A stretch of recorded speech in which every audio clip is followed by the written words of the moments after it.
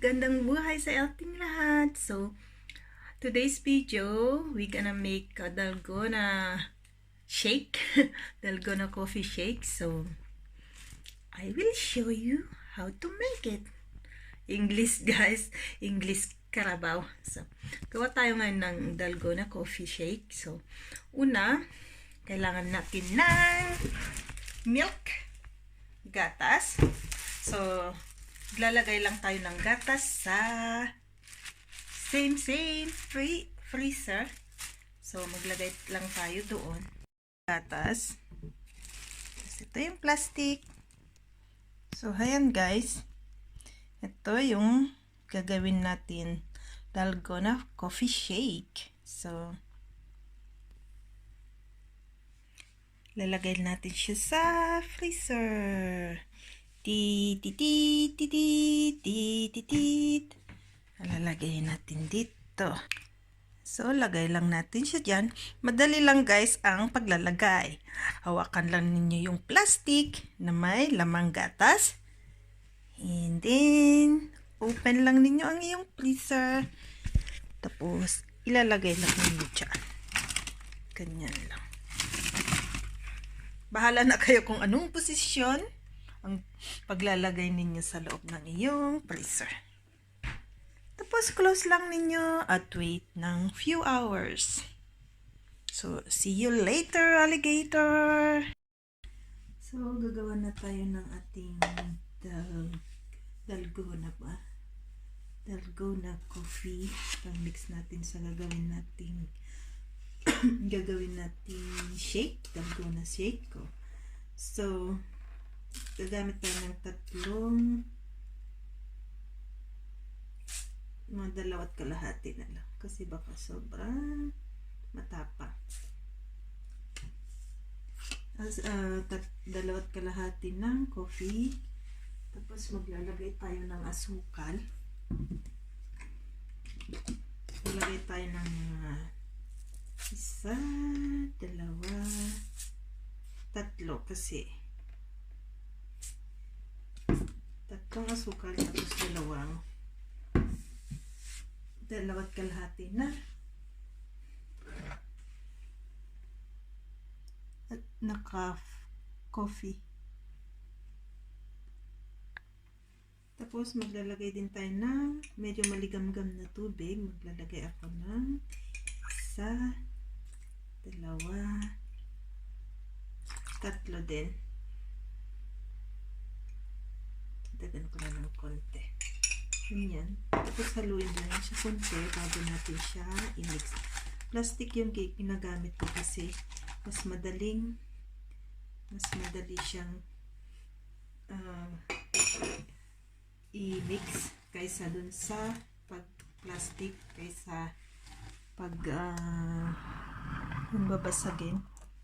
Pwede din kayong gumamit ng yung tinidor o yung pinagamit pang mix kung gusto ninyo. Kaya lang ako gagamit ako ng mixer. Ito yung isa lang yung gagamitin natin. So ito, tapos ganyan lang siya. Tapos i-mix lang, ganyan lang siya.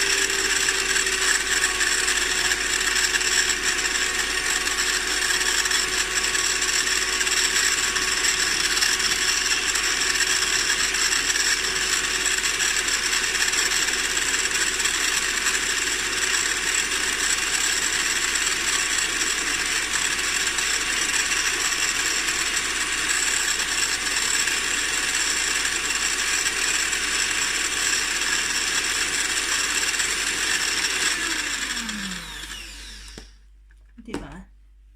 Yan lang siya guys. So, pag ganyan siya guys, okay na siya. Tignan niyo siya. Pakita ko siya sa inyo. Ganyan. naging creamy na siya. Okay na yan. Ayan siya. Okay na siya. So, pwede na ito. Nasa inyo na guys kung medyo gusto nyo ng matamis o mas less na coffee. Nasa inyo na. Kaya plastic yung ginamit ko guys kasi mas madali siyang gamitin. Ilagay nyo lang sa kamay nyo tapos ikot-ikot lang yan. Diba? Ayan siya guys. Yung coffee saka asukal saka tubig naging ayan siya. Naging cream siya.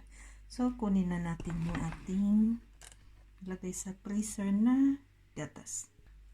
Ito na yung gatas nilagay ko sa freezer. So lagay lang natin dito.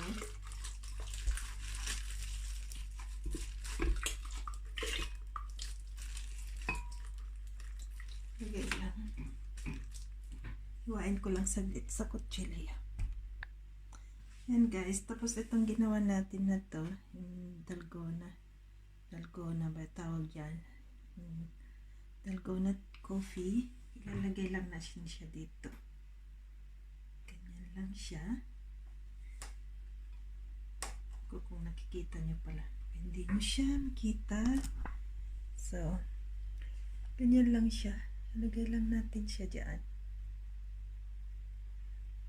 Dyan.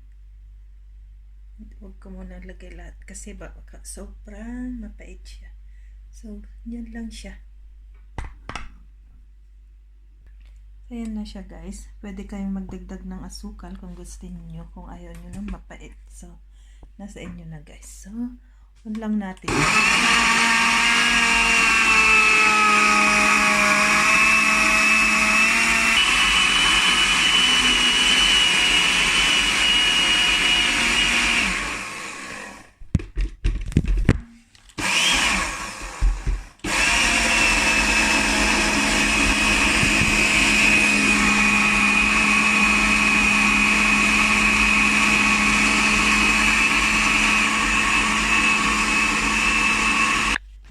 Ito na siya guys after at least 2 to 3 minutes, diba? Ito na yung magiging coffee.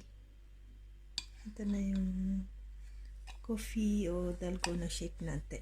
So, lagay natin siya sa baso. So, ito na siya guys. Dalgona. Tapos, maglagay lang tayo ng cream sa ibabaw. So, ayan.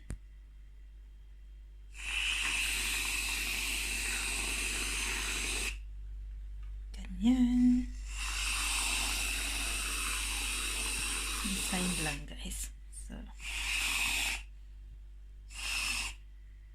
ayan.